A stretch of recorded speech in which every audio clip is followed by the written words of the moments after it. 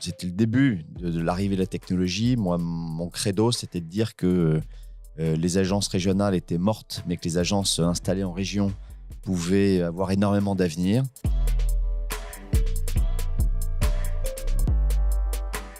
J'ai eu vraiment le goût de l'entrepreneuriat. Et à un moment, ce goût s'est transformé en acte.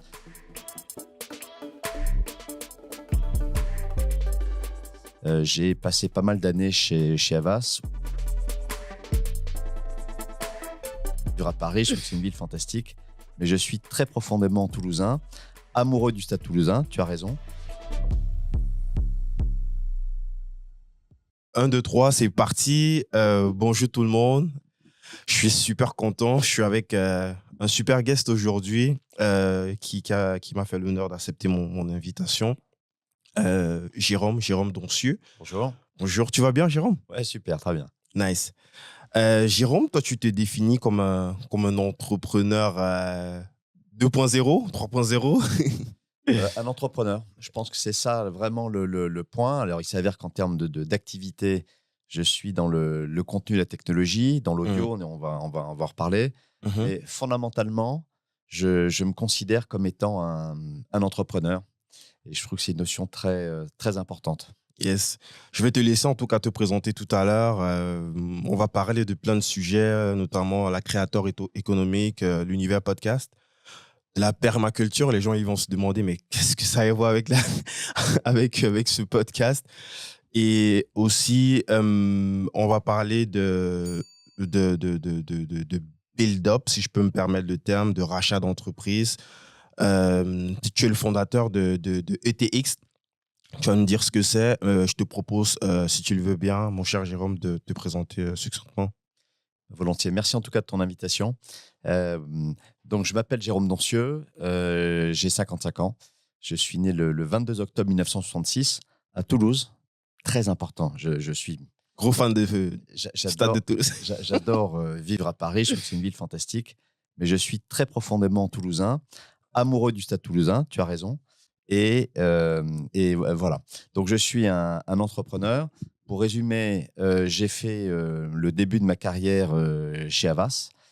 J'ai passé pas mal d'années chez Havas où j'ai eu la chance, par plein de concours de circonstances, de me retrouver à 26 ou 27 ans à la tête en fait d'une partie du groupe en France, les opérations en région. J'étais directeur délégué de RECG France à ce moment-là.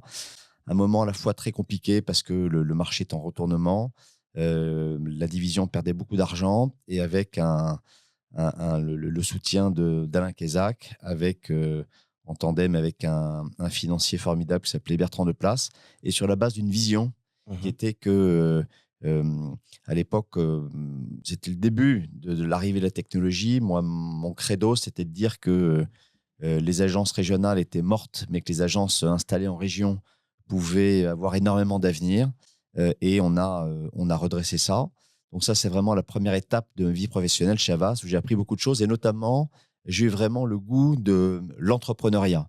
Et à un moment, ce goût s'est transformé en acte, puisque quand mon frère Pierre, qui est journaliste, a commencé à me parler de son projet, il voulait, Pierre, c'est un journaliste spécialisé dans les loisirs. Et en 98, il voulait monter une agence de presse spécialisée sur les loisirs, ce qui était de sa part une excellente intuition. On a échangé. Euh, Moi, je lui disais, je trouvais qu'il fallait appeler ça Relax Press. Il appelait ça Relax News, ce qui était encore mieux. Et il a démarré en fait en 98 une entreprise en solo avec des très jolies références. Et puis on parlait souvent ensemble de Michael Bloomberg, qui était pour nous une sorte de référence. Et en 99, j'ai eu l'occasion de faire l'Institut Multimédia dans le cadre de Havas qui m'a financé ça. L'Institut Multimédia, c'est un cycle de conférences en France et aux États-Unis et à New York. j'ai rencontré Michael Bloomberg. Ah ouais, Ouais. Et à l'époque, il était encore patron de sa boîte, il hein. était sur le terrain. Il était sur le terrain. On donne un peu de contexte aux gens, Bloomberg, Alors, parce que les gens ils sont plus familiers à la ouais, technologie que bien les, les, sûr, les- les bien sûr. traders utilisent Donc, pour. donc Bloomberg, en fait, c'est un entrepreneur de génie qui a révolutionné l'information financière et en misant justement sur le contenu et la technologie. Il a vu la financiarisation du monde à partir des années 80 et il a considéré que chaque data pouvait devenir une information qui aurait beaucoup de valeur. Et comme il croyait à la technologie aussi, il a inventé un terminal, le fameux terminal Bloomberg, avec lequel, tu as raison, les traders du monde entier s'appuient dessus pour avoir en temps réel, ou en temps très rapide, Mhm. accès à l'information. Bref, le gars a fait un succès absolument incroyable. Et avec mon frère Pierre, régulièrement, on se disait, mais il faudrait faire le Bloomberg des loisirs. Et on s'est lancé en 2000.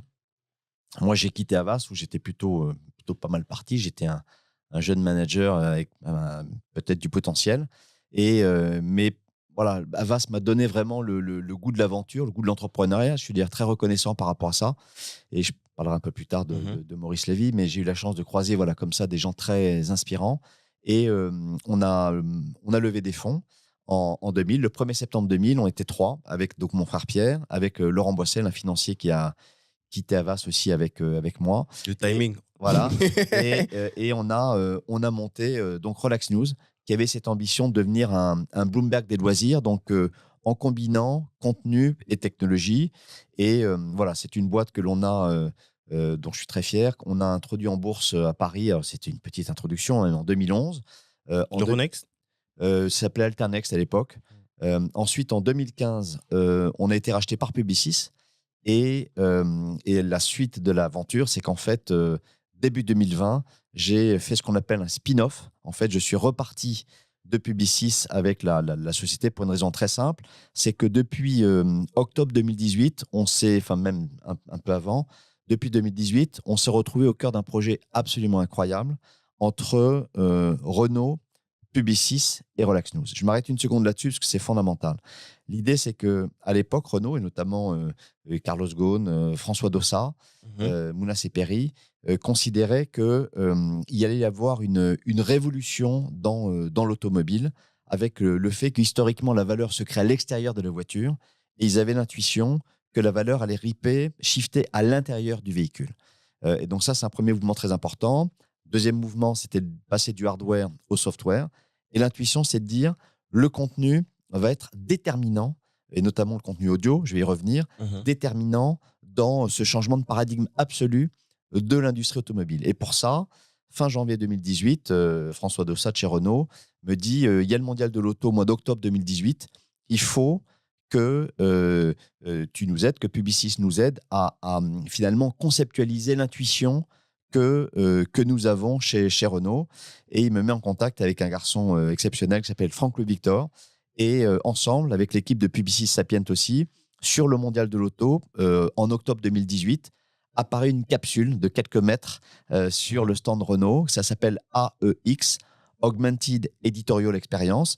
Et c'est finalement un proof of concept, c'est des vidéos, mais qui permettent de se projeter dans qu'est-ce que sera l'avenir de l'industrie automobile en mettant les contenus, à l'époque du groupe Challenge, au cœur de l'expérience à bord.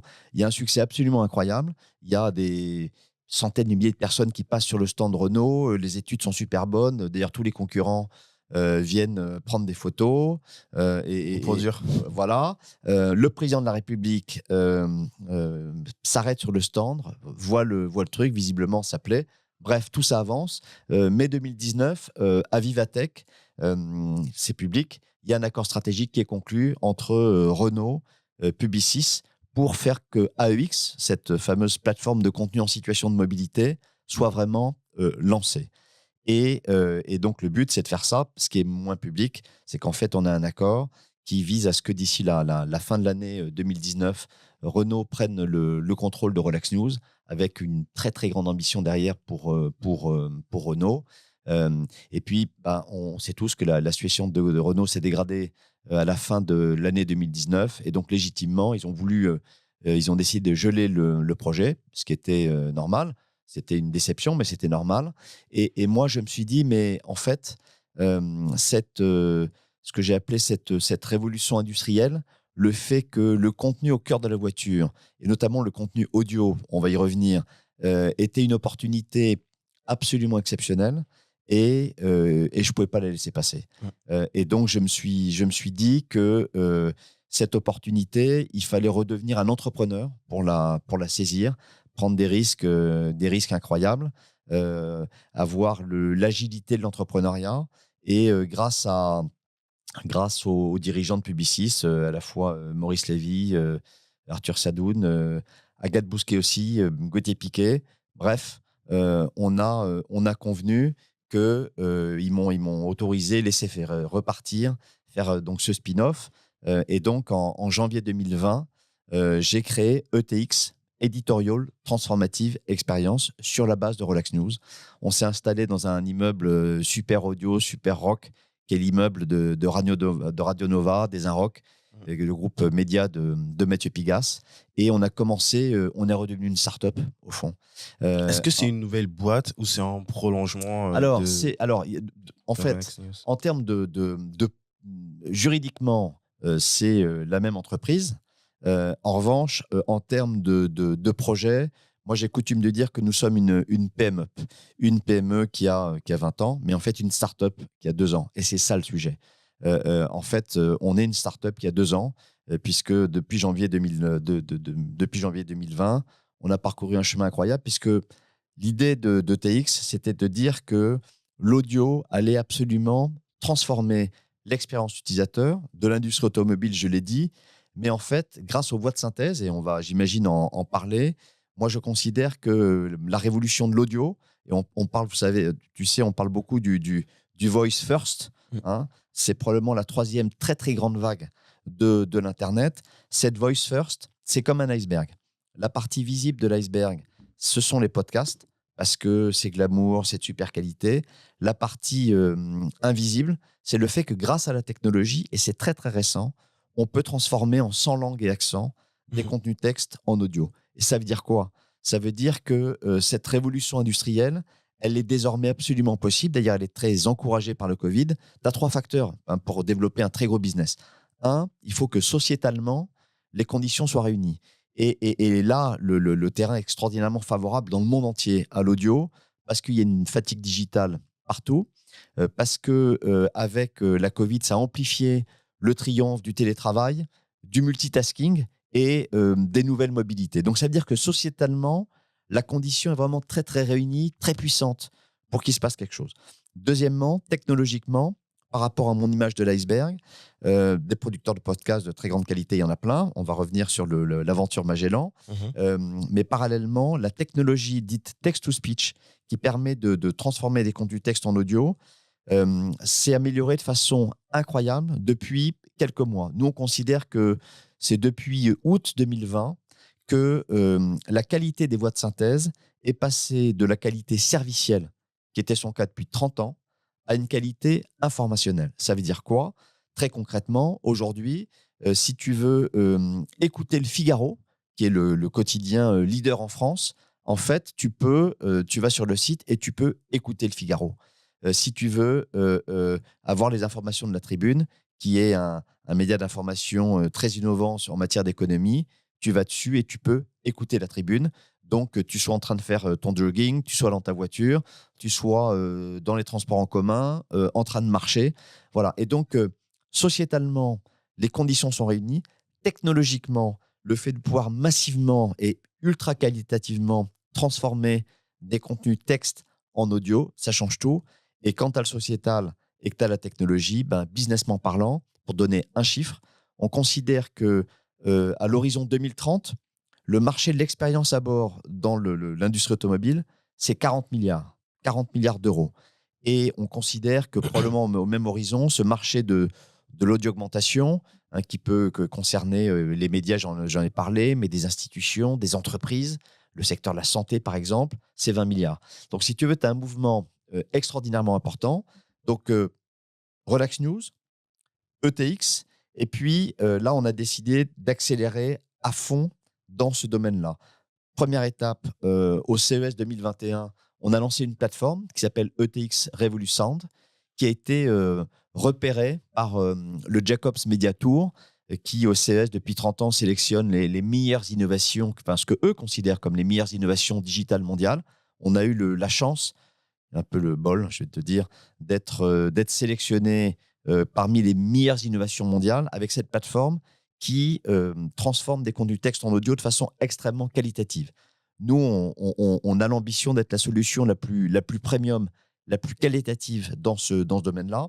Et puis après, on s'est dit, par rapport à l'histoire de l'iceberg dont je te parlais, on s'est dit, mais finalement, si on veut devenir le champion européen de l'audio-mobilité dans les 3 ans qui viennent, il fallait accélérer à fond. Et pour accélérer à fond, c'est comme toujours, il faut 3 choses. Il faut avoir une vision très claire du projet. Je crois qu'on l'a. Il faut être bien entouré.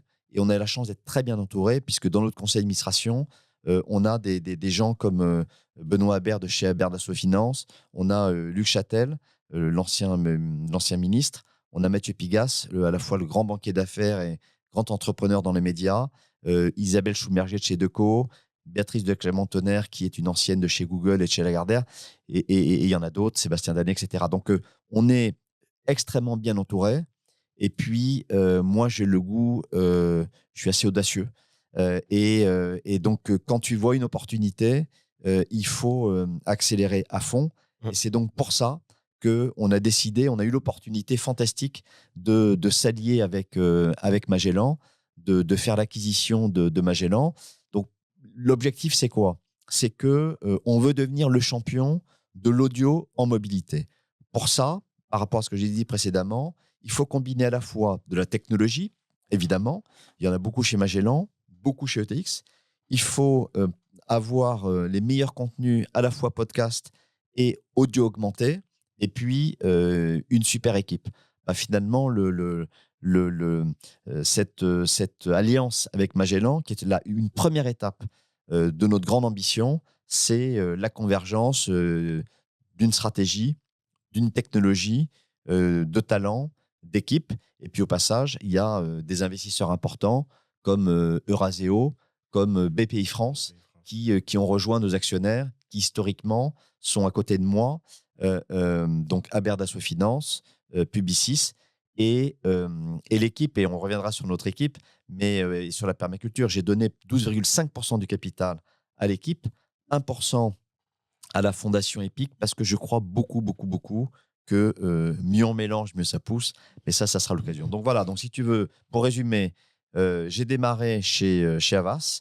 Je suis devenu entrepreneur avec mon frère Pierre. On a fait Relax News, donc IPO, vente à Publicis.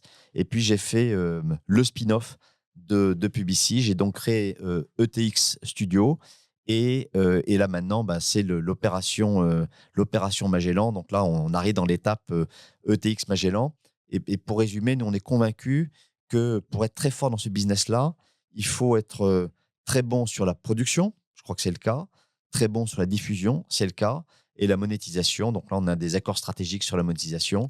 Et on a vraiment l'intuition et l'ambition qu'une société européenne, en l'occurrence française, peut prendre une position forte sur ce marché de la réinvention de l'expérience à bord de la mobilité, pour une raison très simple.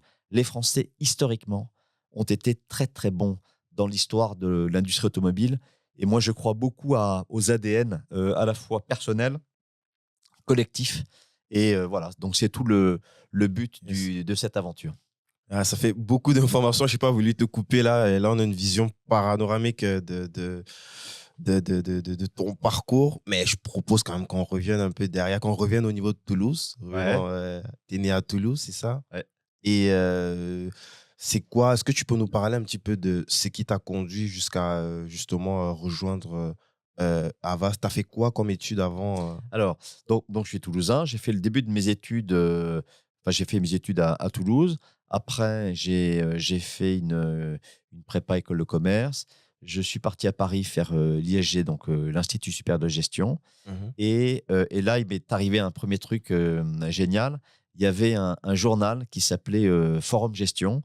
Et l'ISG, c'est une école qui a une vertu majeure, c'est donner le goût d'entreprendre. Vraiment, c'était un truc incroyable à l'époque. Je ne sais pas si c'est toujours le cas, j'imagine que oui, en tout cas, j'espère. mais c'était vraiment c'est une école moyenne en termes de classement, hein, pour être clair, mais avec un goût très prononcé pour l'entrepreneuriat et par ailleurs une grande ouverture internationale. Et il y avait beaucoup d'associations et moi, j'ai, avec, un de mes camarades qui s'appelle Henri Balladur, que je salue, on a tous les 2. Il y a un lien avec le ministre?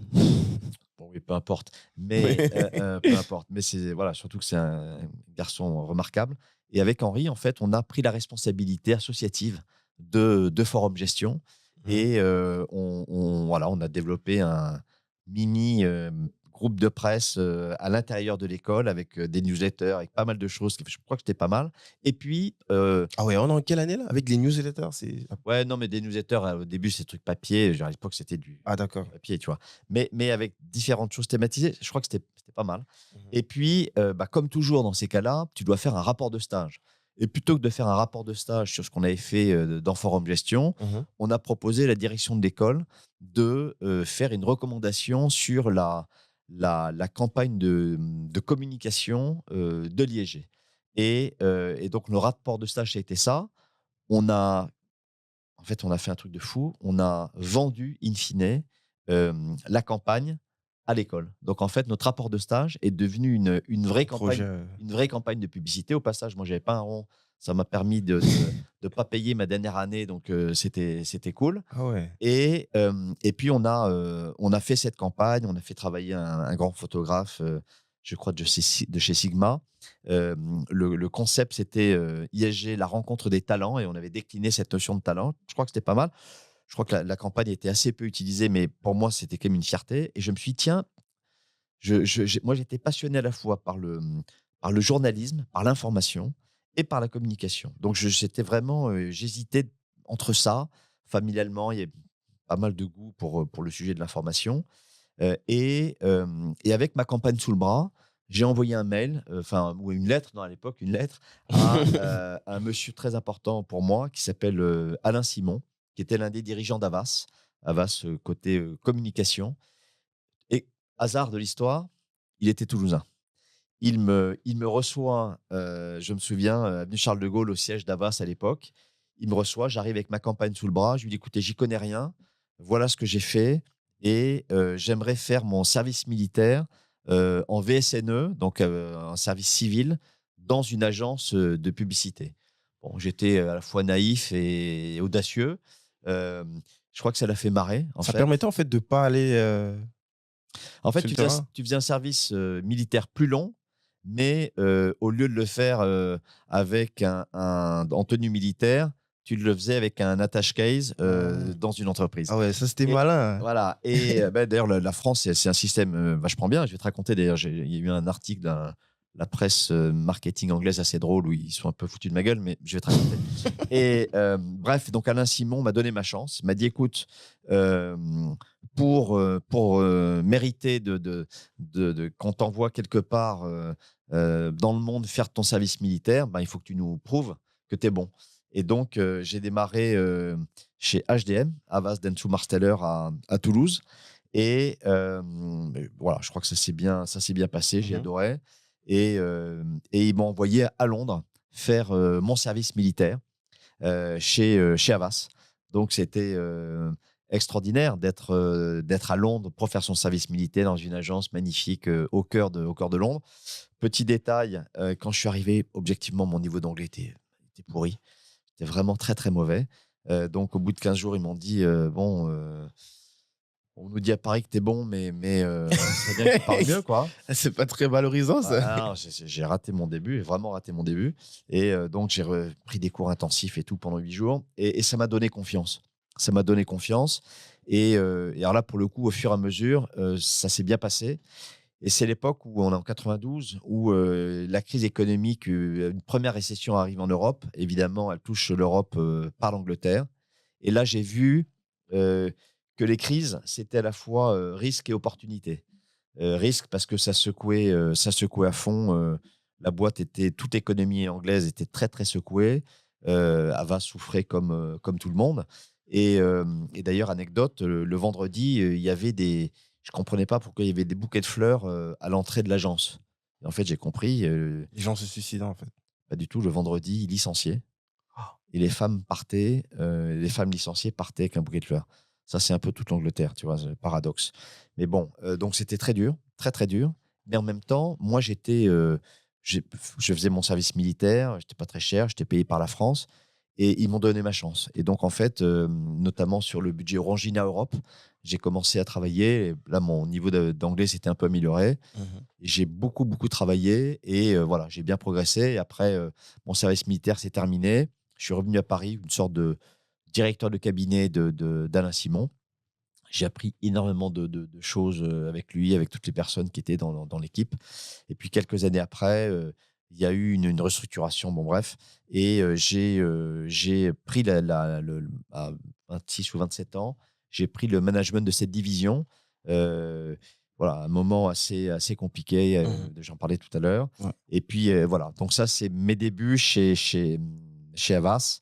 Et j'ai adoré d'ailleurs cette culture d'entreprise qui était très, Qu'est-ce qu'on très. apprend parce que c'est quand même la crème de la crème, en tout cas pour les gens qui sont dans l'écosystème de la publicité, les grands acteurs qu'on va te citer généralement, c'est du Havas, c'est du Publicis. C'est pas juste en France, hein, c'est mondial. Ah bah, c'est deux références. Genre, la Euh, France a la chance d'avoir deux groupes mondiaux euh, partis de France. c'est partout, même Donc, en Afrique, ils ont ouais, des gros buildings comme ça. ouais, Et mais puis puis, la France, là-dessus, un pays étonnant parce que tu regardes les banques, on a des très grandes banques. BNP Paribas est un acteur Société Générale. majeur, Société Générale aussi. L'industrie automobile. Stellantis et Renault, ces deux acteurs majeurs au niveau mondial, ils sont français.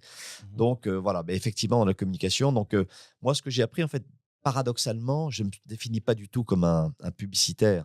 Je me définis à la base comme un manager et comme un entrepreneur, puisqu'en fait, j'ai travaillé sur très peu de campagnes, un peu à Toulouse, un peu à Londres. Et après, en fait, le hasard de l'histoire fait qu'on m'a mis en position de management, malgré mon jeune âge, et j'avais la responsabilité de faire marcher un réseau d'agences, hein. Il y avait 500 personnes, donc c'était Ah un ouais. gros truc, avec des patrons dans chaque ville. J'ai un souvenir notamment j'ai deux exemples en tête, mais Jean-Marc Requien était le patron d'Avas à Lyon, était un seigneur.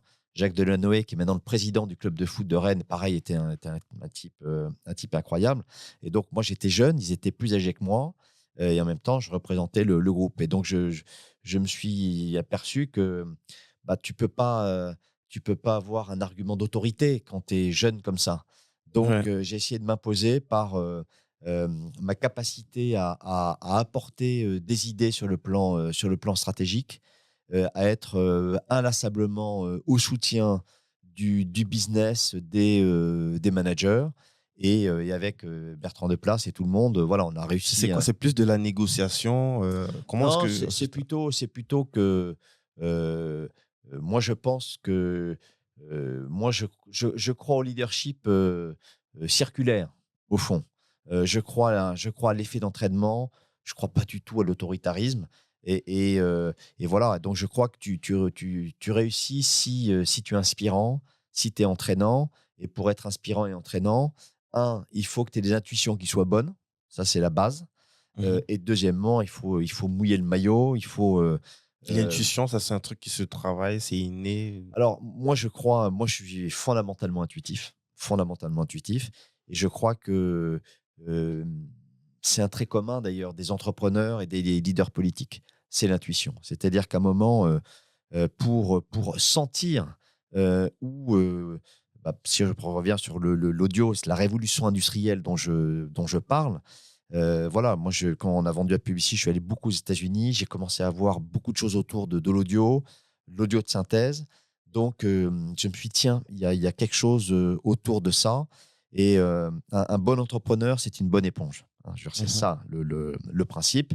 Et oui, moi, tu as des gens plus ou moins intuitifs. Bon, moi, je suis très intuitif et je crois, alors là, c'est à discuter évidemment, mais je crois que les locomotives politiques, économiques, culturelles, sont des locomotives intuitives. Ça me paraît. Genre, l'intuition, c'est quand même la base de tout quand tu veux défricher quelque chose de nouveau. Après, attention, l'intuition ne suffit pas, hein. Je veux dire, je crois que c'est Napoléon qui disait que la guerre est un art simple et tout l'exécution. Donc, l'intuition, c'est ce qui fait que tu pars dans la bonne ou la mauvaise direction. Donc, on va dire, comment dirais-je, c'est la condition nécessaire, mais absolument pas suffisante. Donc, au fond, 10% d'intuition, 90% d'exécution. Mais si tu es un bon exécutant sans intuition, si tu es sur quelque chose qui roule déjà, aucun problème. Mais par contre, si tu veux défricher un sujet nouveau, il faut beaucoup d'intuition. Donc, il faut en avoir. Il faut savoir lire cette intuition, faire confiance à ton intuition. Et ça, c'est quelque chose de très important. Et par rapport à ceux qui nous écoutent, euh, vous allez découvrir progressivement que vous avez des intuitions. Moi, je m'en suis aperçu parce que j'avais des idées. Et puis, je ne croyais pas sur moi, je n'osais pas. Et puis après, je me dis, tiens, c'est marrant. Il y a quelques temps, j'ai eu cette idée. Et puis, il se passe ça. Des trucs plus ou moins importants, tu vois. Mhm. Mais donc, en fait, tu vas t'apercevoir progressivement que tu as de l'intuition. C'est la première chose, c'est la conscientisation de ton intuition. Le deuxième niveau, c'est savoir faire confiance à ton intuition. Et puis le troisième niveau, c'est en faire des succès. Et voilà, moi, je mets vraiment le message là-dessus, c'est l'intuition, c'est majeur, ça se cultive, enfin, ça se repère, ça se cultive, et après, il faut la faire réussir, et notamment en s'entourant avec des gens, par exemple, qui sont pas forcément aussi intuitifs, qui sont par contre, qui vont challenger les Mhm. intuitions et qui vont t'aider après à transformer une intuition en succès. Et si tu regardes plein à la fois des grands explorateurs, des grands innovateurs ou des grands leaders politiques, je crois vraiment que l'intuition, c'est le point commun, mais ça suffit pas. Après, il faut du courage, il faut de la persévérance, parce que c'est ça la qualité numéro un du leader, à mon avis, c'est le courage et la persévérance. Yes. Est-ce que on peut parler rapidement de la levée de fonds là, avant le 11 septembre? Comment? Bah, en fait, nous, quand on a fait cette levée de fonds, en fait, on l'a fait en juin ou juillet 2000. Alors, c'était un moment, c'est intéressant d'ailleurs, où à la fois, Avant l'explosion de la bulle en Internet. fait, la bulle avait déjà un peu explosé au mois d'avril. Donc, déjà, ça avait commencé à baisser. Mhm. On est quand même passé au mois d'avril, mais ce qui est rigolo, c'est que un an après, on présente un projet à l'un de nos investisseurs, un banquier en l'occurrence, un projet super ambitieux. Et, euh, et c'est là aussi, d'ailleurs, l'entrepreneuriat. Le jour où on présente ça, il nous dit c'est formidable, il faut lever beaucoup d'argent, on va vous amener en bourse. Et puis 3 mois après, ça pétait dans tous les sens. Et les mêmes nous disaient, oulala, il faut restructurer, etc. Et l'entrepreneuriat, c'est ça. Il faut être extraordinairement mobile. Et nous, d'ailleurs, il nous est arrivé un truc incroyable, c'est qu'à un moment, il restait plus beaucoup de cash dans la boîte. C'était dans les années 2000. Et on gagne un appel à projet de l'État sur une innovation. Et puis on nous dit, bah, c'est formidable, vous avez gagné, mais finalement, il n'y aura pas de financement. Bon, on est 15 personnes à l'époque. Et chez Relax News, on se dit, bon, on ne va pas y arriver. Donc on commence à prévoir des licenciements. Et puis on demande à l'équipe de rester là. Pendant l'été, on gagne un business. Et en septembre de cette année-là, Nicolas Sarkozy est ministre de l'économie. Et il vient faire une visite chez nous sur le thème de l'entrepreneuriat. Et il redébloque les fameux fonds qui étaient Ah, bloqués, euh, en disant, ben, si l'État lance un appel à projet et que vous le gagnez, ben, c'est pas possible de vous couper les pattes. Et quand il est venu visiter l'entreprise, il y a une partie des collaborateurs qui étaient encore théoriquement en phase de licenciement. On leur avait demandé de s'accrocher, de faire leur préavis, et on a gardé tout le monde. C'est ça l'entrepreneuriat. C'est que tant qu'il y a du souffle, il y a de la vie. Et ça, c'est absolument fondamental. Et en même temps, bah, il faut s'accrocher, mais aussi, il faut se challenger en se disant, mais est-ce que l'idée est bonne? Qu'est-ce qui fait que ça va pas suffisamment bien, pas suffisamment vite? Et voilà, tout ça, c'est ça l'aventure entrepreneuriale. yes. Concernant l'IPO, est-ce que à l'époque c'était quelque chose de, c'était une logique quoi, une suite logique? Parce que Alors, d'abord, il faut être vraiment modeste, hein. C'était une petite IPO, ouais. au sens où Pourquoi vous l'avez fait? on, Qu'est-ce que on- ça vous on- apportait? on l'a fait pour trois raisons. La première, c'est qu'on a besoin d'argent. On va être clair. On avait besoin de lever des fonds. La deuxième, c'est qu'on pensait que ça serait un très bon accélérateur en termes de crédibilité business. Et troisièmement, on pensait aussi que pour les talents, c'était bien. Mhm. Et comme par ailleurs, on était assez processé en termes de reporting économique, etc. Bon, toi, c'était pas spécialement lourd après en termes de contraintes. Donc, on l'a fait à un moment de dingue, puisque je ne sais pas si tu te souviens, mais nous, on a introduit en décembre 2011. Or, depuis 6 mois, il y avait une crise énorme. Les marchés boursiers s'étaient écroulés. Et d'ailleurs, notre petite campagne de pub très modeste, Mhm. c'était crise ou pas crise, la bourse sera relax. Donc, tu vois, on a essayé de faire du judo avec ce contexte qui était épouvantable. Et je vais te dire, on a réussi de façon très, très, très, très juste cette opération grâce à, à nos proches, à la fois à Berdasso Finance, je l'ai dit, notre frère Marc, Bertrand Pulès, voilà, quelques personnes qui nous ont vraiment aidés, Pierre Comte aussi, voilà, qui nous ont réussi à faire ça. Donc, l'IPO, c'était intéressant. Donc, c'était une petite IPO. Deux, on était heureux de l'avoir réussi, mais vraiment, on est passé de justesse. Mais je pense que ça nous a crédibilisés. Et quand, 4 ans après, Publicis nous a rachetés, au fond, c'était la preuve qu'on avait eu raison de faire cette IPO. Voilà. Yes.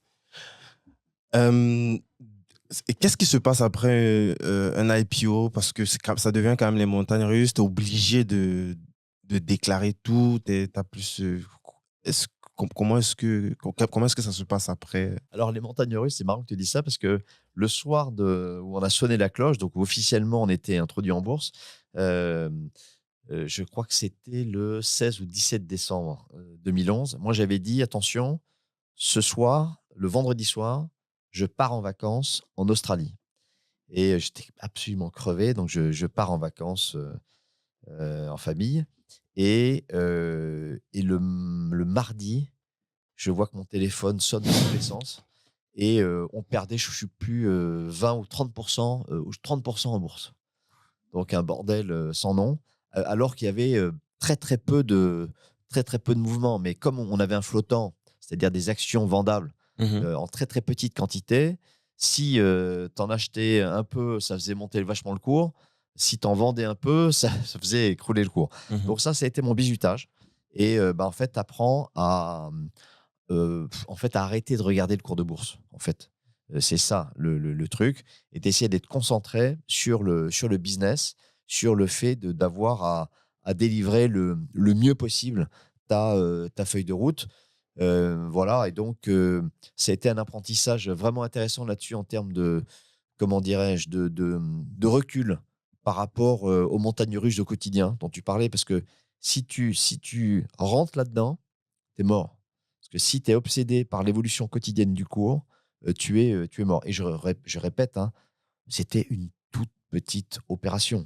Hein, voilà, on parle de 3 millions ou 3 millions élevés, une boîte dont la valorisation était de 15 millions. Ah, c'est tout sauf Google, tu vois. Mais donc, ce qui est vraiment important, émotionnellement, c'est d'essayer de prendre de la distance, d'essayer d'être concentré sur le business et par contre d'utiliser le fait d'être en bourse comme un facteur de De crédibilité. Et confiance. je te raconte juste une anecdote. Ça m'a beaucoup frappé sur le rapport des Français avec l'argent. Au passage, j'ai pas vendu une action, donc j'ai pas du tout gagné d'argent. Mais tu as quand même le mythe de l'introduction en bourse. Ouais. Et un de mes copains que j'adore. Ouais, mais c'est stylé quand même. Ouais, J'ai ouais, introduit une ouais, boîte ouais, en bourse. c'était stylé. Je suis très fier d'avoir fait, hein. C'était super. Et un de mes copains, un de mes amis d'enfance, me dit Jérôme, maintenant il faut que tu sois encore plus aimable. Parce que les gens vont penser sinon que parce que tu es coté en bourse, tu as pris les grosses têtes. Et c'est mon ami Baudouin de la Forcade, mon ami d'enfance, qui m'avait dit ça. Et ça m'a marqué. Et je me suis dit, mais tiens, c'est marrant. euh, euh, Pourquoi est-ce qu'il y aurait un changement de perception? Et en tout cas, ça m'a. Je crois pas être particulièrement arrogant. En tout cas, j'essaie de ne pas l'être. Et là, je trouvais qu'il n'y avait pas du tout de raison de l'être parce que moi, je savais à quel point l'IPO avait été super dur à réussir C'est complexe avec parce Pierre que et Nadège Andris. les gens, ils voient à la fin le résultat, mais ils regardent pas tout ce que tu fais Ouais, derrière. mais c'est normal. Et puis ça, c'est des trucs en coulisses. Puis tu te partages pas en plus, tu vois. Ouais. Mais en tout cas, ça m'avait frappé. Donc, pour résumer, l'IPO, c'était un accélérateur et le rachat par Publicis a prouvé qu'on avait eu absolument raison. Deux, c'est une épreuve d'humilité absolue Mm, mm. voilà, il faut essayer de prendre de la distance. Et ouais, sur le coup, c'est beaucoup de boulot. Après, ça va parce que le reporting était assez régulier. Par contre, ça t'encourage à régulièrement communiquer. Dès que tu as l'occasion, Transparence. ouais, la transparence, mais aussi le marketing. Il faut montrer que dès que tu fais une avancée, il faut bien la vendre. Donc ça c'est c'est super important. Et in fine, voilà, ça n'a pas été facile tous les jours, mais je garde un très très bon souvenir de cette IPO. Et je te dis, le rachat par Publicis fait que on a eu, pour moi, ça prouvait qu'on avait eu raison. Yes. Qu'est-ce qui se passe après le rachat? Est-ce que vous êtes obligé de rester, vous êtes bloqué dans la boîte pendant un certain temps ou vous pouvez Ouais. partir de suite Non, non, non. Alors, en fait, on était doublement loqués, loqués juridiquement, ce qui est normal, hein. Je veux dire, ça, c'est vraiment un grand classique. Et puis, par ailleurs, nous, on avait vendu une partie de nos actions. Et Ah, c'est toujours donc ça, c'est un grand classique aussi, en fait, hein. Mmh. Tu as un deal qui fait que tu as intérêt à ce que le business se développe pour que tes Et argents. ils te mettent pas de pression, mais tu as intérêt à développer le truc parce que si, ça prend une certaine valeur, bah, tu gagnes Bah, en aussi, quoi. fait, tout le monde a la pression. Enfin, tu te mets toi-même la pression, Ouais, ils ont pas besoin de te mettre, tu les feux aux fesses, quoi. as intérêt à ce que t'as intérêt à ce que ça marche.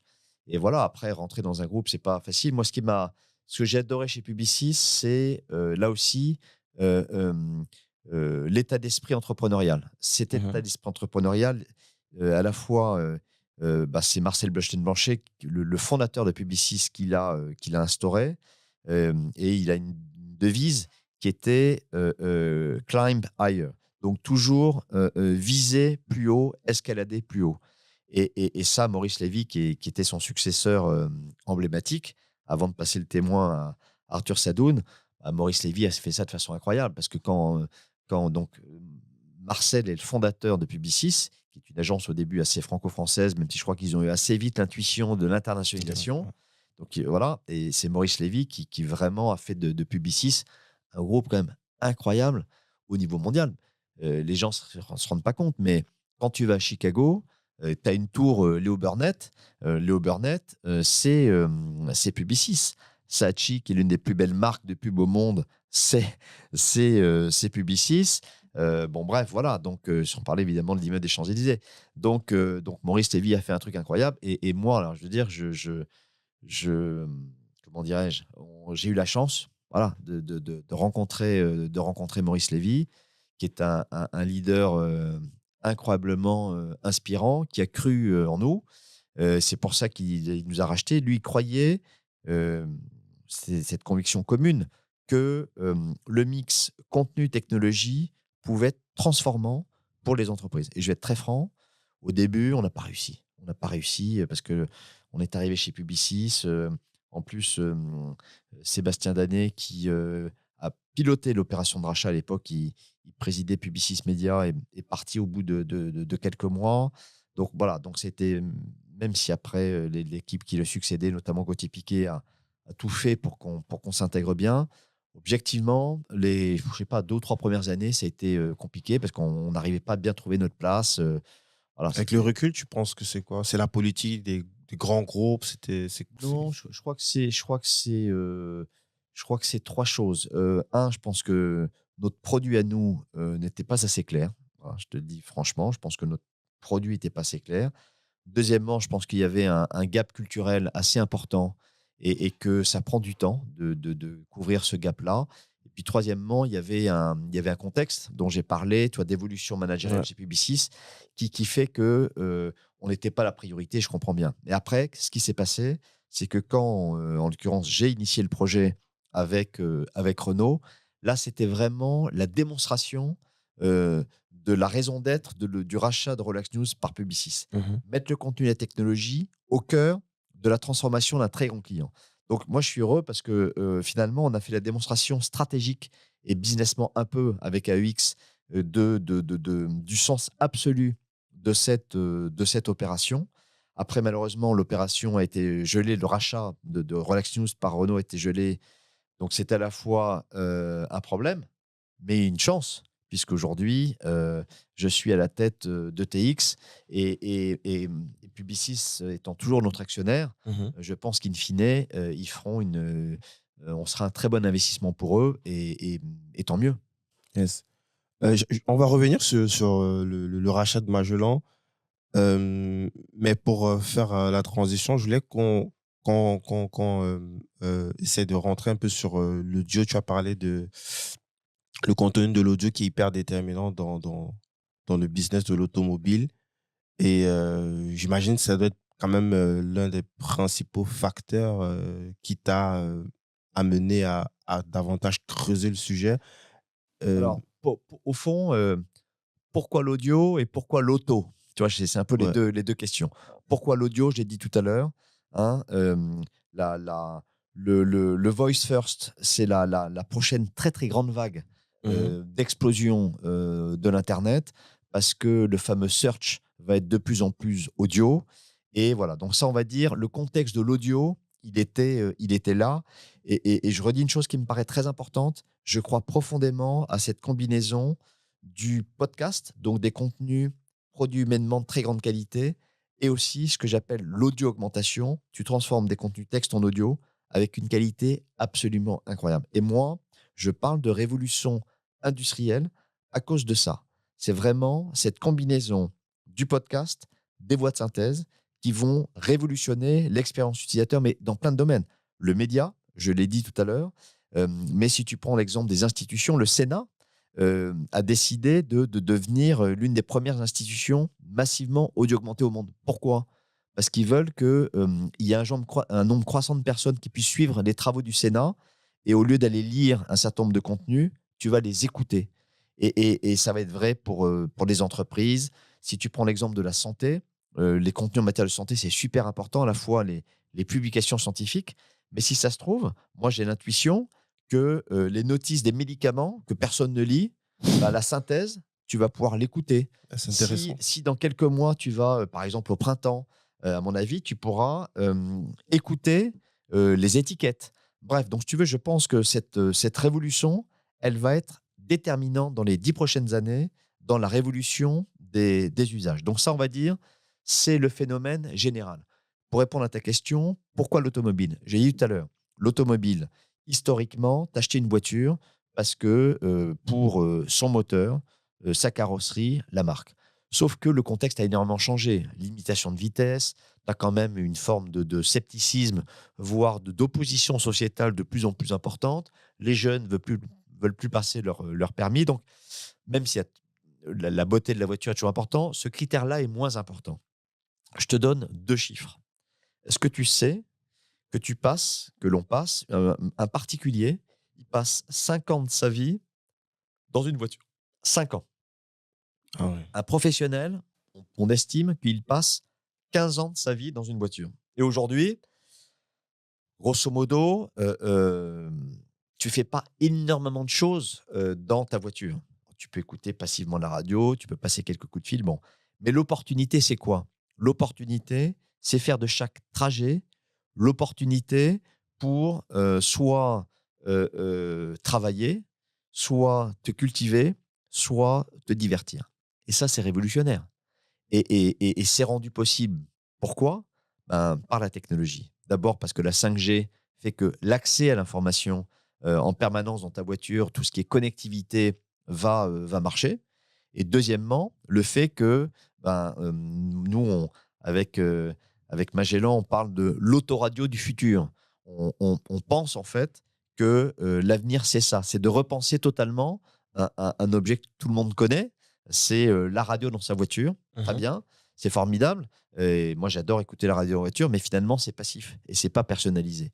Et là, l'idée, ce qui va se passer, c'est que le futur, c'est d'offrir une expérience qui soit à la fois contextualisée, personnalisée, interactive et continue. Continue, ça veut dire quoi? Ça veut dire que si le matin, tu es sur ton vélo, dans le RER et que le soir, tu prends ta voiture, tu auras Magellan dans ta poche et qui sera le fil rouge de ton expérience. Voilà, c'est ça qui va se passer et c'est pour ça que ce, ce, cette- le fait de repenser totalement l'expérience à bord, c'est clé. Alors, pourquoi l'audio à l'intérieur? Pour une raison très simple, c'est que l'audio, c'est le premier sens. On entend avant de naître. Il faut jamais oublier ça. Et donc, l'audio, c'est le sens le plus développé chez l'homme. Et quand tu es en voiture, c'est le sens, parce que tu as les mains sur le volant, on pourra parler de la voiture autonome après, mais c'est à l'audio que, que tu peux passer des commandes, commander ta voiture et que tu peux écouter du contenu. Donc en fait, l'audio, c'est vraiment le média génial, le médium principal pour avoir une super expérience à bord. Et là, pareil, quand tu es un particulier, tu vas écouter des podcasts, tu vas voilà, avoir tout un tas de contenus. Puis quand tu es un professionnel, ben, les formations, par exemple, tu vas pouvoir utiliser chaque temps en voiture pour te former, ou préparer une réunion. Voilà. Et donc, cette révolution, elle est absolument fondamentale. Elle est très grosse en termes de business. Et nous, on veut être un champion. On va être le champion de ça. Yes. Pourquoi racheter Magellan et pas, par exemple, en termes de contenu, c'est clair qu'ils ont une certaine audience, mais il y a d'autres acteurs, même en francophonie et en France, qui ont de plus grosses audiences justement que Magellan. Est-ce que ça aurait pas été intéressant d'aller justement tu vois, un petit peu comme ce qu'ils, je sais pas si tu avais entendu parler pour Spotify et Joe Rogan qui a, Ouais. qui- Alors, pourquoi faire une acquisition et pourquoi Magellan? Il y a toujours deux questions. ouais. Le pourquoi une acquisition, c'est tout simplement parce que à partir du moment où tu vois une opportunité, donc ça, cette possibilité d'être le champion de l'audiomobilité, après, il faut aller le plus rapidement possible. Et pour aller le plus rapidement possible, euh, tu ne le fais pas seul. Et ça, c'est un principe cardinal. C'est que dès que tu peux aller rapidement vers une opportunité, il faut y aller. Donc, le pourquoi une acquisition, c'est ça. C'est qu'on a vu cette opportunité. Mhm, Je crois qu'on fait partie des pionniers mondiaux du sujet parce que depuis le 2018, on travaille là-dessus. mhm, Donc, on a appris plein de trucs, et plein de trucs qu'on a appris, des trucs qu'on a essayé de faire qui ne marchaient pas, etc. Mais c'est ça le mhm. principe de l'apprentissage. Donc, une acquisition pour aller plus vite. Et pourquoi Magellan? Alors là, il y avait vraiment une, euh, une logique absolue à tous les niveaux. Un d'abord, et c'est la base, c'est d'avoir une bonne chimie avec le management.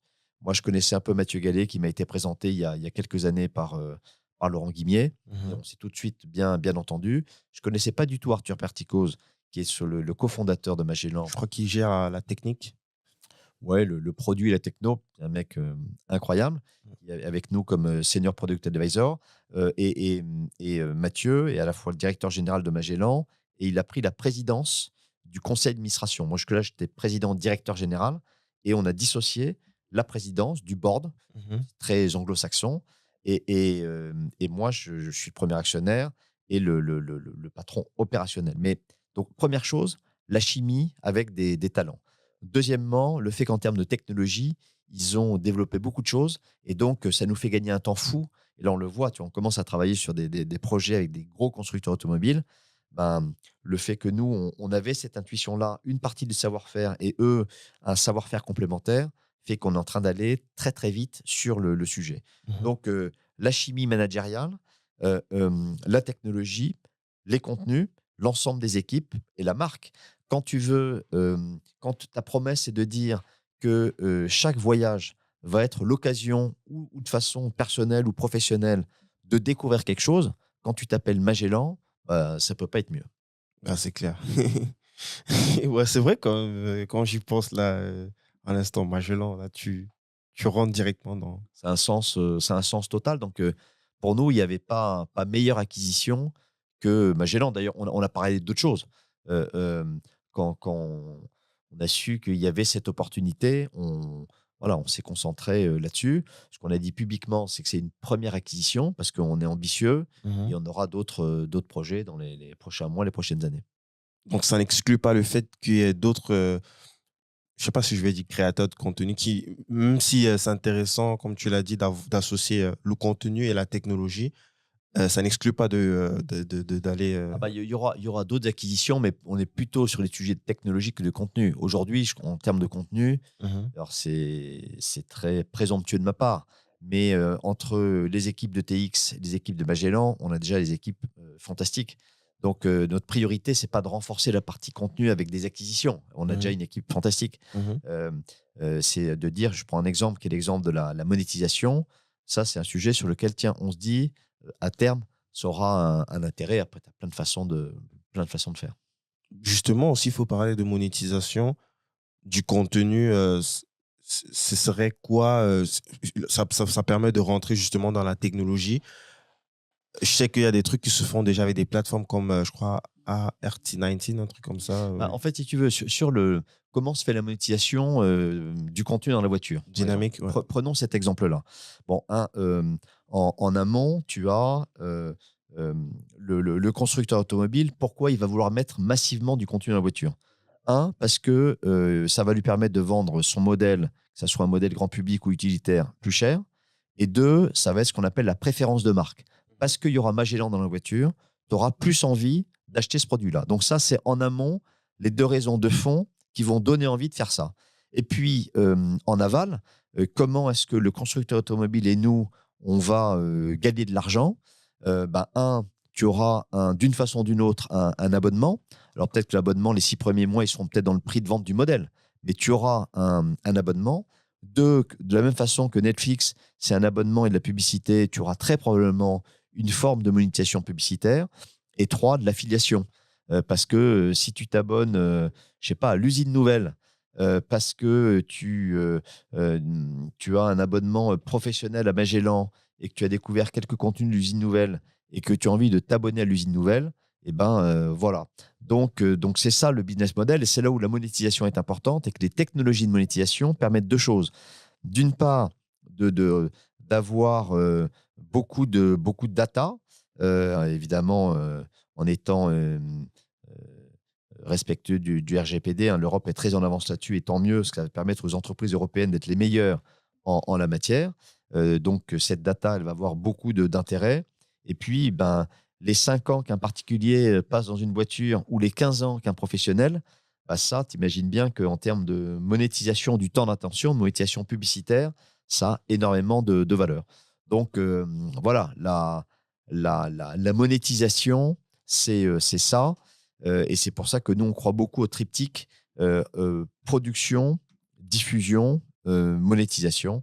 C'est ça la vision qu'on a. Yes. Pour ce qui concerne justement le text-to-speech, c'est quelque chose que vous faites en interne ou c'est des trucs que vous Alors, récupérez à l'extérieur? très bonne question. Donc, le text-to-speech, d'abord, c'est quoi? C'est technologiquement, il faut d'abord que depuis très très longtemps, l'homme veut essayer technologiquement d'imiter la voix humaine. Hein, on Mhm. pourra en parler peut-être, mais j'ai repris des écoles à l'école polytechnique, des études à l'école polytechnique, et je Ouais. prépare un rapport, ce qu'ils appelle un state of the art rapport, là-dessus, sur l'évolution des voix de synthèse. Et tu t'aperçois qu'il y a eu une speaking machine qui vient du XVIIIe siècle. Donc ça fait très très longtemps, en fait, Ah ouais. que l'homme essaye de reproduire la voix. Il y a eu plein d'évolutions technologiques, mais si on résume, effectivement, aujourd'hui, technologiquement, il y a un niveau de qualité absolument incroyable. Tu transformes du texte en voix et en 100 langues et accents. Tu vois, c'est ça qui est incroyable. Alors, pour répondre à ta question, nous, en fait, ce que l'on fait, on est agnostique. C'est-à-dire qu'en fait, on sait élever des voix, améliorer la qualité des voix et surtout les mettre au cœur d'une expérience. Donc, en fait, les voix, on les choisit sur étagère et puis après, on les fait progresser. Donc là, en l'occurrence, en ce moment, on considère que les voix Microsoft sont de très, très grande qualité. Et donc, en fait, dans la plateforme TX Revolution, les voix de base, on va dire, sont des voix Microsoft. Et en revanche, en amont et en aval, on apporte énormément de valeur ajoutée qui font que si tu es une personne physique individuelle, bah, tu vas aller chez Microsoft ou chez Google prendre une voix de synthèse et ça Mhm. sera super pour ton usage personnel. D'ailleurs, je vous encourage à le faire. Mais si tu veux un usage professionnel, comme toujours, tu vas vouloir vraiment une approche plus sophistiquée, plus premium. Et Mhm. ça, c'est ce qu'on fait. Et voilà, donc c'est ça notre point. Et après, si nos clients veulent utiliser faire de l'audio de synthèse avec nous, ils ont deux façons de le faire. Soit un, ils utilisent ce qu'on appelle notre studio. Donc en fait, c'est une plateforme et à la main, tu vas pouvoir faire ta newsletter, un certain nombre de choses. Mais après, si tu veux industrialiser, comme le Figaro, faire en sorte que 100% de tes contenus soient en audio, là, en fait, on utilise ce qu'on appelle une API ou du scrapping et qui fait que industriellement, 100% des contenus d'un client, texte, peuvent se retrouver à l'audio et en plus en plusieurs langues. Et c'est ça qui est fondamental dans cette. C'est incroyable ce que tu es en train de dire, là, Ah ouais, franchement. mais c'est la révolution industrielle. Et c'est vraiment, et là je le dis à tes auditeurs, c'est quelque chose de très, très important. Moi j'appelle ça, alors, tu vois, dans mes travaux à l'École Polytechnique de Paris, j'ai un rapport à faire. J'ai un rapport à faire, et donc j'ai choisi le sujet des voies de synthèse. Et j'ai appelé ça du test de Turing à la société de la vraisemblance. Tu sais, le test de Turing, il a été fait dans les années 50, consiste à dire, lui, c'est le père de l'informatique, et il disait un jour, euh, euh, la technologie sera tellement bonne qu'on aura du mal à dissocier la voix humaine de la voix de synthèse. Moi, ce que je crois, c'est que en termes de qualité de restitution, il avait raison. En termes d'intelligence, je reste absolument persuadé que c'est toujours l'homme qui aura le dernier mot. Et pourquoi est-ce que je parle de société de la vraisemblance? C'est un concept que je développe, que j'ai inventé, que je développe dans ce SOTA Report, parce que l'idée de la vraisemblance, c'est quoi? C'est de dire que finalement, la qualité de voix de synthèse est tellement incroyable et va se développer tellement partout que cette société de la vraisemblance va très fortement se développer. Ce qui, à mon avis, présente d'abord de nombreux avantages, parce que tu peux accéder à l'information. Et si on prend l'exemple à la fois de l'Afrique, si on prend l'exemple des seniors, si on prend l'exemple des enfants, si on prend l'exemple des gens en situation de mobilité, partout, en fait, ça va permettre d'accroître l'accès à l'information, d'accroître l'accès au savoir. C'est donc cette révolution industrielle, elle est fondamentale. Donc, à mon avis, très, très positive en termes d'usage pour les consommateurs et le citoyen du monde entier, formidablement motivante en termes de business aussi. Mais attention, attention, cette société de la vraisemblance, elle demande des garde-fous parce elle peut avoir des risques. Pourquoi? Il y a quelques années, tu as le directeur financier d'une entreprise suisse, très respectable, je ne vais pas donner son nom, qui reçoit un appel, il considère que c'est son patron et il fait un virement, je ne sais plus, de 200 ou Ah ouais. 250 000 euros. Deep voice. Et en fait, fake voice. Donc là, il y a des risques, en fait. Tu as des risques d'imiter des voix. Donc là, en l'occurrence, pour détourner de l'argent. Mais si tu l'appliques sur le champ politique, imagine les risques. Un faux discours d'un dirigeant politique, tu peux déclencher une guerre. Mm, mm. Et je ne parle même pas des choses personnelles où tu imagines tout ce que tu peux faire comme manipulation. Donc oui, cette société de la vraisemblance est, à mon avis, fantastique euh, sur le plan sociétal, Mhm. fantastique sur le plan business, mais comme toujours, il faut être vigilant, et il faut des garde-fous. J'ai vu qu'il y a un expert qui s'appelle Serge Tisseron qui demande finalement une sorte de charte de régulation. Et moi, je suis absolument d'accord avec ça. Et moi, ce que je dis d'ailleurs à nos clients qui utilisent la voix de synthèse, je leur dis surtout, la première chose, il faut discloser le fait que c'est une voix de synthèse. Pourquoi? D'abord pour une raison éthique fondamentale. On ne ment pas. Puisque c'est une voix de synthèse, on dit que ce texte est dit par une voix de synthèse. Comme ça, tu le sais, et c'est extrêmement important.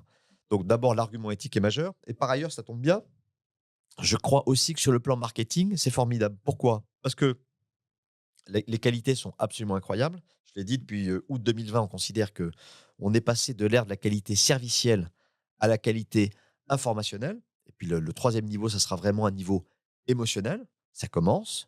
Bon. Mais quand tu rentres dans cette ère informationnelle, il y aura toujours des imperfections des voies de synthèse. Toujours. Mais si on te dit que c'est une voie de synthèse, éthiquement, tu dis OK, c'est bien, la personne qui me dit ça me rassure. Et deux, tu te dis, mais c'est génial en fait. Alors que si on t'a pas dit que c'est une voie de synthèse, tu aurais pu dire, tiens, il y a un risque de manipulation. Ouais. Et deux, il y a des imperfections. Donc je pense que tout le monde a absolument intérêt à être absolument transparent. Ouais. Et c'est fondamental parce que voilà, cette société de la vraisemblance, j'y crois beaucoup. Je crois que c'est un changement tout à fait spectaculaire. Mais comme toujours, il faut être pas de naïveté, la vigilance et donc il faut des règles dans la mise en œuvre. C'est ce qui favorisera la réussite de cette société de la vraisemblance. Yes. Avant qu'on aille sur les questions de fin, tu connais Hugging Face? Non. Ils sont français en plus, je crois qu'ils sont maintenant une licorne, ils ont fait une levée dernièrement de 100 millions.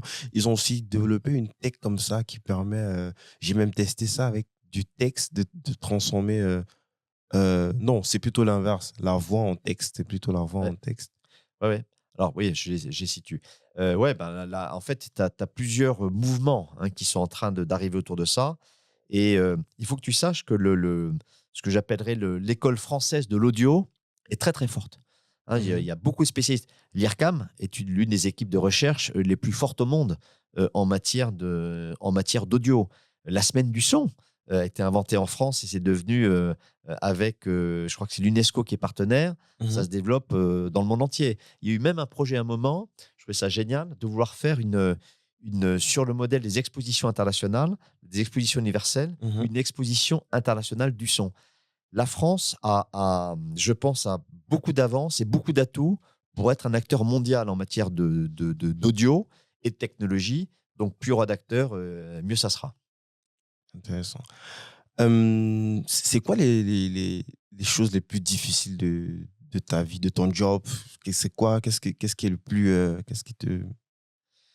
Bah, le fait d'obtenir des résultats, de concrétiser les intuitions que j'ai et la volonté que j'ai de faire réussir l'entreprise. Ça, c'est la concrétisation, c'est toujours la chose la plus difficile. Mais tu ne le réussis pas seul. Tu le réussis en ayant autour de toi des super talents et un super état d'esprit. C'est vraiment les deux choses qui sont fondamentales. Et c'est pour ça, j'en parlais tout à l'heure, que moi, je crois beaucoup à l'analogie entre la permaculture et le management. La permaculture, c'est quoi? C'est de dire que sur un petit espace, plus au départ, c'est planter des salades, des choux, des carottes. Et en fait, la France, les maraîchers de Paris au 19e siècle ont inventé le fait que plus tu mélanges sur un petit espace des espèces, mieux ça marche et de façon totalement naturelle. Et c'est pour ça, moi j'ai vu le documentaire Demain sur la révolution écologique et dedans, tu avais un passage sur la ferme du Bec et Loin, qui est une référence mondiale en matière de permaculture. J'étais foudroyé. J'ai vu ça dans un vol New York-Paris. J'étais foudroyé par ce passage. Et je me suis dit, mais en fait, cette permaculture, cette analogie avec la permaculture, c'est un truc extraordinairement inspirant. Qu'est-ce qu'on en a fait depuis? On a développé toute une philosophie du moins différemment mieux, qui est à la fois une philosophie éditoriale, qui est une philosophie managériale. C'est pour ça que j'ai donné des actions à l'équipe, parce que je veux que chaque personne chez nous ait Tout le monde ou 100% dès de que tu rejoins l'équipe, 100% de l'équipe. Alors, ça, je l'ai fait il y a 2 ans, mais j'ai proposé à 100% de l'équipe d'avoir des actions parce que je veux que chacun se sente propriétaire, se sente encore plus investi. Et il y a un état d'esprit magnifique dans cette entreprise. Mais en plus, j'ai donné 1% à la fondation EPIC, euh, présidée par Alexandre Mars et Myriam Van Der Helst. tu me dis ce que c'est rapidement. La fondation EPIC, en fait, c'est une fondation qui aide des projets associatifs un peu partout. Et eux, ils sont là pour les financer. Et moi, je trouve que ce qu'ils font est formidable. Et je considère que si j'espère que je vais bien réussir. Et si c'est le cas, évidemment, ma famille sera la première bénéficiaire parce que je suis le premier actionnaire de l'entreprise. Mais je veux que les collaborateurs d'ETX et ETX Magellan aujourd'hui en profitent, mais aussi que des gens que je ne connais pas, mais qui sont valeureux pour plein de raisons, qui ont été repérés par la Fondation EPIC, profitent de cet argent gagné. Et parce que je crois beaucoup à ça. Là, À la on fois. parle pas du bénéfice, on parle du chiffre d'affaires. Donc, c'est encore plus engageant. Oui, mais là, ouais, c'est même plus important que ça, puisque ce sont des actions. Donc, si un jour la société est vendue ou si elle est en bourse, elle aura une valeur et les collaborateurs et la Fondation EPIC auront de l'argent. Et en même temps, euh, euh, seul l'avenir dira si on réussit. Mais en tout cas, je suis convaincu d'une chose, c'est le fait de partager, c'est un facteur clé de succès. Je crois beaucoup, beaucoup à ça. Et donc, je l'ai dit, éditorialement, cette philosophie du moins différemment mieux, elle est très importante. Managérialement, donc j'ai donné des actions. Et puis même les bureaux de TX sont organisés comme une ferme de permaculture. Une ferme de permaculture, le principe, c'est que chaque espace a une fonction. Donc nous, je t'invite à venir voir. Mhm. Tu as un espace qui est un espace de co-création. Tu as un espace qui est un espace de réflexion. Quand tu rentres dans cette salle, au mur, on a mis une ambiance bibliothèque universitaire. Tu as des livres. Oh, ça Tu donne rentres, envie. Là. tu rentres là-dedans, c'est silence. Parce que dans une journée, qui que tu sois, patron de la boîte, à la comptabilité, journaliste, à la technologie, tu peux avoir besoin d'être très, très concentré, d'être en silence. Il y a une zone de production. Nous, depuis le début, on a toujours été très télétravail. Et ça, c'est vraiment important. Donc, aujourd'hui, on est 50-50 entre chez soi et en télétravail. On est même une entreprise distribuée. Beaucoup de personnes de la technologie habitent ailleurs qu'à. C'est combien de personnes à peu près aujourd'hui? En fait, en tout, on est 120 entre 120. ETX et Magellan. Et voilà. Et je crois profondément à ça. Mais en même temps, seul l'avenir dira si on réussit. Hein. Là-dessus, il faut être d'une modestie absolue. Yes. Comment est-ce que tu progresses aujourd'hui? Tu vas me dire, D'abord, non, là, à l'école, t'es reparti à non, mais, Polytechnique. Là. ouais, non, mais d'abord, pour progresser, moi, je crois à trois choses. D'abord, je crois à l'observation. Moi, je suis une éponge. Donc, je crois être assez curieux de nature. Je lis beaucoup, beaucoup, beaucoup de choses dans plein de domaines. J'observe, j'écoute les gens au café, partout. Voilà, première observation, premier élément, c'est l'observation. Le deuxième, c'est l'information. Et le troisième, c'est la formation. Alors ça, c'est très récent, effectivement. J'ai eu une chance incroyable. J'ai j'ai décidé de repartir sur les bancs de l'école.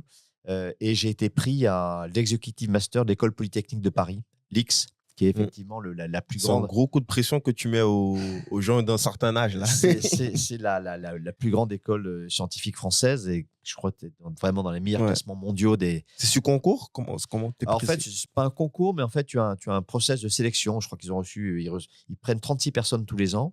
Je crois qu'ils reçoivent des centaines de candidatures. J'imagine. Et puis, tu as un process, tu as, un oral, il faut faire un dossier un peu solide, etc. Bon, bref. Et j'ai été pris. Il faut savoir que c'est un gros investissement, hein, c'est beaucoup d'argent. Mhm. Et j'ai fait un prêt étudiant. Voilà, pour Ça ça. marche encore? Ouais, bah, bien sûr, parce que je suis étudiant, j'ai une carte d'étudiant. Non. Et je suis allé voir mon board et je leur ai dit voilà, je suis pris je suis pris à l'X. C'est 4 jours par mois pendant 14 mois. Ça peut être fantastique pour ETX parce qu'en plus, mon objectif, c'était que mon projet de contenu dans la voiture soit un peu incubé, entre guillemets, par le projet. Et notre projet a été sélectionné. Je travaille avec 3 camarades, Mona, Franco et Nicolas là-dessus. Donc, tous les mardis, on travaille ensemble. Je te l'ai dit, je fais un rapport sur les voies de synthèse. Donc, voilà. Et donc, je suis allé voir le board en disant voilà, je suis pris à l'X, je compte le faire. C'est un gros investissement, hein, c'est quasiment 80 000 euros de mémoire, hein, donc c'est un énorme truc. Ah, ça pique. J'ai fait un prêt étudiant et je leur ai dit, j'ai dit au board, voilà, si dans les 3 prochaines années, il y a une accélération très forte et qu'on crée vraiment bien de la valeur chez ETX, à ce moment-là, ben, ETX me remboursera. Et je trouve que c'est bien parce que c'est voilà, c'est une prise de risque de ma part et c'est fantastique. Vraiment, j'encourage. Stratégique en même temps. Parce que je trouve derrière, si ça prend, parce qu'il ne faut pas regarder le côté négatif, si derrière il y a l'intuition justement est validée, bah, il n'y a pas de limite, quoi. Mais je peux te dire que vraiment, j'encourage tout le monde à faire ça, l'X ou pas l'X, peu importe. Mais moi, Formation je suis continue. très privilégié d'être à l'X. Mais ce qui est génial, c'est quoi? Un, la qualité des cours. Le fait Mmh. tous les mois d'être exposé. Bon, donc ça, c'est déjà fantastique. Et évidemment, quand tu es à l'X, tu es super bien servi. Deuxièmement, le fait que dans la promo, on est 36, tu as 12 ou 13 nationalités, tu as des gens incroyables. Mmh. Franco, c'est un expert nucléaire, un expert du nucléaire à l'OCDE. Tu as, Alain, il est à la Commission européenne. Nicolas, c'est un entrepreneur. Mona, c'est une chef de projet incroyable. Bref, tu as Pierre qui est un chirurgien. Bref, je ne peux pas tous les citer, Wow. ils vont m'en vouloir. Mais tu as des profils de dingue. Et comme ils ont tous de l'expérience, alors je crois que ça doit aller de peut-être 38 ou 40 ans à 60. Bon, l'âge moyen doit être à 40 ou 42. Mais ils ont tous des profils incroyables. Donc, dès que tu parles à la pause ou dans un cours avec quelqu'un, tu apprends quelque chose. Et puis, le fait de reprendre des études comme ça donne confiance. Alors, ça te met une pression de dingue parce que c'est un Mmh. boulot de dingue. Toi, là, je vais passer le week-end à travailler pour l'X. Mais ça te donne confiance, ça te donne de Gros l'énergie. cocktail d'intelligence, ce Voilà. truc-là. Et vraiment là-dessus, j'encourage chacun, et je crois vraiment que ce triptyque de, de, euh, de l'information, de la formation, et puis voilà, cette curiosité, tu peux apprendre au bout de la rue, en regardant, en écoutant les gens. La rue, c'est, à mon avis, la première et la meilleure des universités. Mais si vous avez la chance, remettez-vous en question, mettez-vous en danger. Ça me paraît super important. Et voilà, moi, j'ai la chance de vivre ça et c'est bouleversant. Yes. Tu aurais quelque chose à nous partager sur. Tu aurais un regret à nous partager, ce qui est partageable, hein? Est-ce que tu as un regret? Bah, moi, j'ai 2 regrets. Peut-être le premier, c'est qu'évidemment, quand tu es un entrepreneur hyper actif comme moi, tu consacres pas assez de temps à ta famille. Et ça, c'est un regret évident pour moi. Et je crois d'ailleurs que la génération des nouveaux entrepreneurs, plus jeunes, sont bien meilleurs que moi. Là-dessus, je suis hyper impressionné par le fait qu'ils arrivent super bien à compartimenter leur vie professionnelle, leur vie personnelle, et que la vie professionnelle n'entame pas trop la vie personnelle. Donc, j'ai ce regret-là. Mmh. Moi, j'ai 4 filles fantastiques. Voilà, j'aurais probablement pas consacré assez de temps. La deuxième chose, l'autre regret, c'est que, alors, peut-être que dans le passé, j'ai pas assez cru à mes intuitions.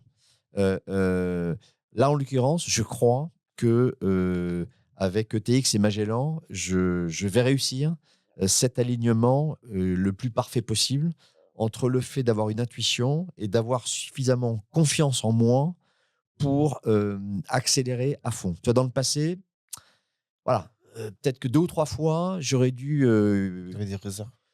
ouais, voilà, je me dis que dans le passé, j'aurais pu faire mieux sur plein de domaines professionnels.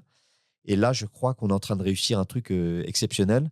Mais pour ça, il faut revenir, il faut que j'ai la chance d'être invité dans 3 ans pour que je te raconte si ça marchait. Ce sera avec plaisir.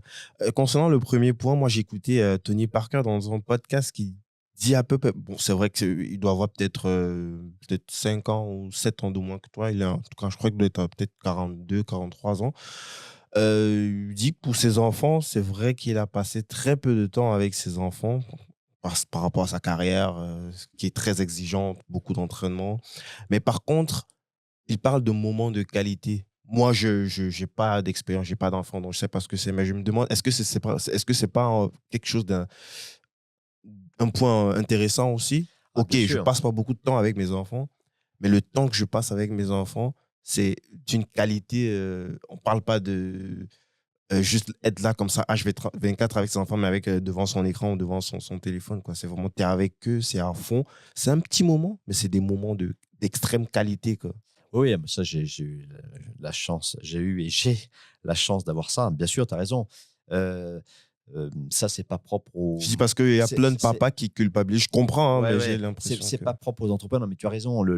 le fait d'avoir des discussions avec tes enfants sur d'abord des sujets de société. Moi, j'ai 4 filles sont passionnées par les évolutions sociétales. Donc, on a des discussions fortes autour de ça. Mhm. Les réflexions sur les études, c'est important. Et puis après, sur la vie elle-même. Donc, oui, tu as raison. L'intensité, c'est quelque chose de fondamental. Ça, c'est vrai. Après, il faut avoir la disponibilité. Et donc, ça, c'est vraiment euh, prendre conscience de ça et, euh, et bien gérer ses priorités. Parce que alors là, pour le coup, il faut pas se tromper. Il n'y a rien de plus important que ça, que tes proches. Et ça, c'est quelque chose sur lequel récemment, je pense, voilà, et grâce à mon entourage proche, je crois, progresser et j'arrive, tu vois, là, voilà, quand je suis parti euh, quelques ou 15 jours en vacances cet été, j'ai beaucoup mieux coupé que je ne l'ai probablement jamais fait. Ça, c'est parce que, voilà, c'est l'entourage, l'évolution de ta vie, tu prends conscience de ça. Et voilà, donc là-dessus aussi, ça c'est la maturité aussi. Et puis les rencontres de la vie qui font ça. Voilà. Yes. Bah, pour revenir sur un truc un peu plus punch, c'est quoi ta plus grande fierté? Euh, Mes filles et, Ah. et, et, euh, et ce que je crois qu'on est en train de faire avec TX Magellan, parce que je crois qu'on va vraiment faire un champion européen de l'audiomobilité. Et, et je pense que pour les gens, on peut vraiment transformer la vie des gens avec la société de la vraisemblance dont je parlais tout à l'heure. On peut faire une super boîte. Donc, toi, je pense qu'on peut apporter collectivement quelque chose, une très belle boîte à la France. Et puis, par ailleurs, plus égoïstement, pour nos actionnaires, qu'ils soient des entreprises ou individuels, euh, ben, une vraie satisfaction. Moi, je cours pas du tout pour l'argent, mais je pars du principe que si on travaille bien, euh, L'argent on, est une on conséquence. sera, on sera récompensé. Et voilà. Mais ça, il y a au moins encore 3 ans de travail là-dessus. Mais je crois vraiment que TX Magellan pourra devenir un gros motif de fierté. Yes. Tu aurais un bouquin à nous recommander, Jérôme? Alors écoute, alors c'est marrant parce que je suis en train de lire pas mal de choses. Alors là, je suis plutôt dans des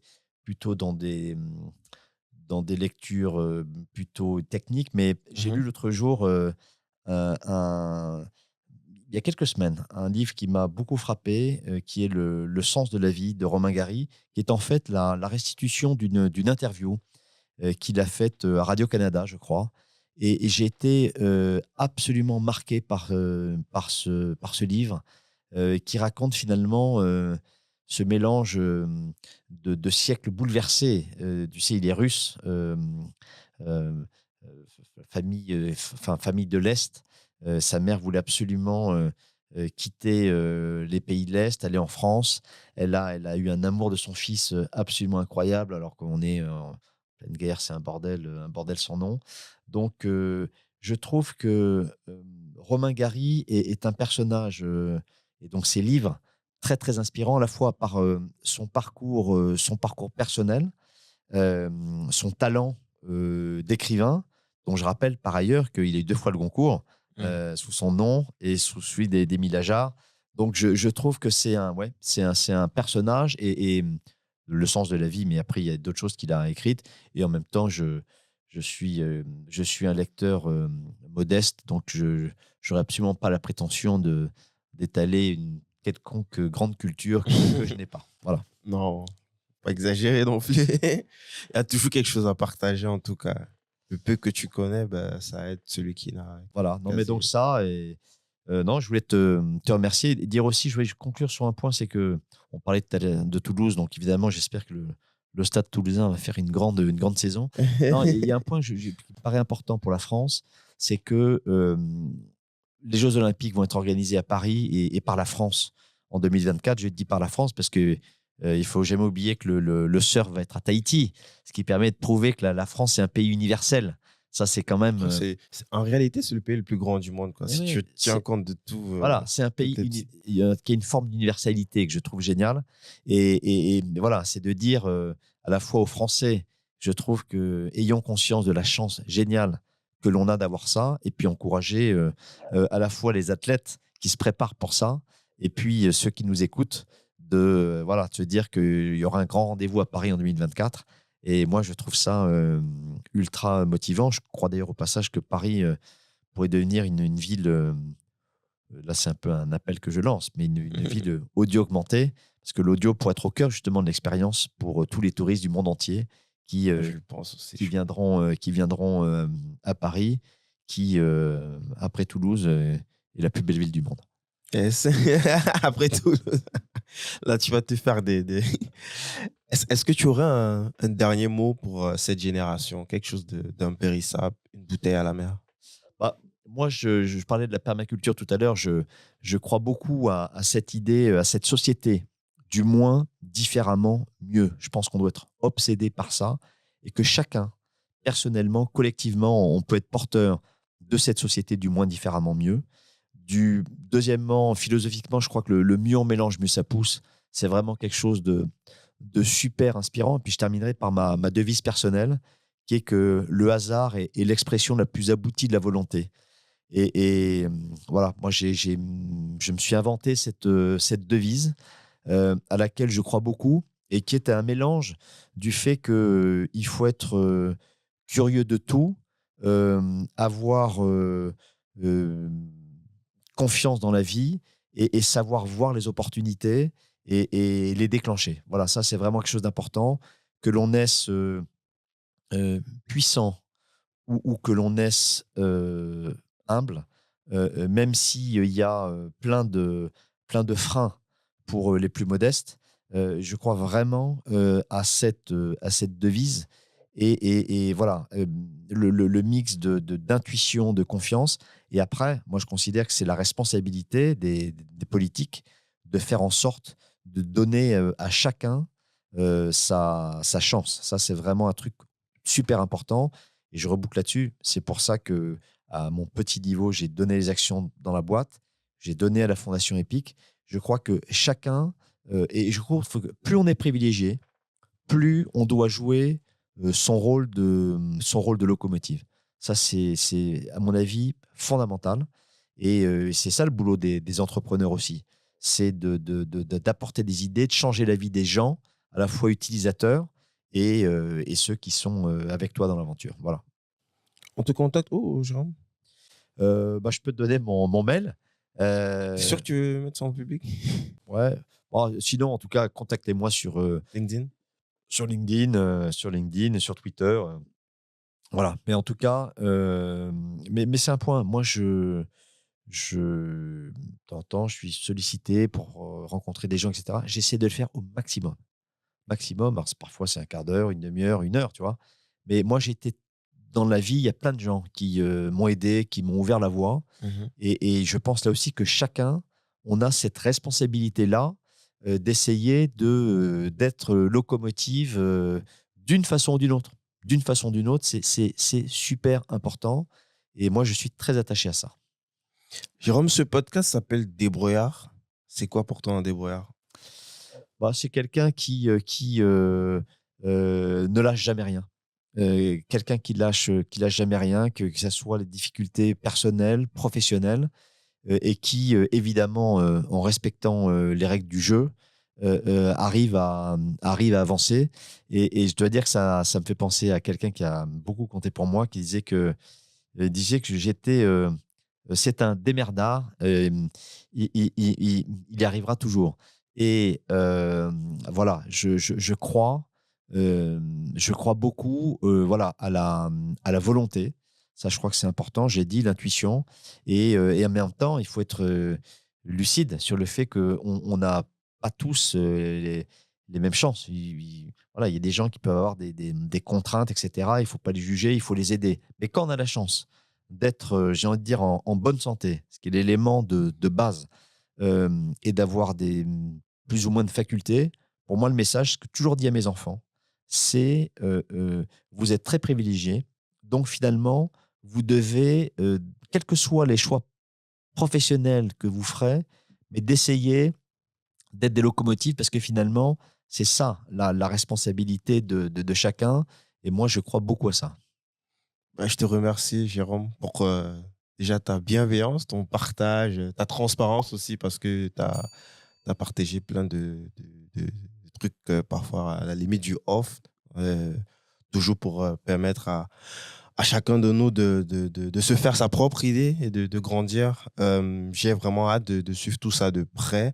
J'y crois fort. Moi, je suis podcasteur, donc je ne peux que plaider pour ma paroisse. Je crois en la voix, je crois en la puissance de la voix. J'ai appris aussi que la voix a une puissance dans l'écosystème de l'automobile grâce à toi aujourd'hui. Et puis, merci. Merci à toi. À bientôt. À très vite.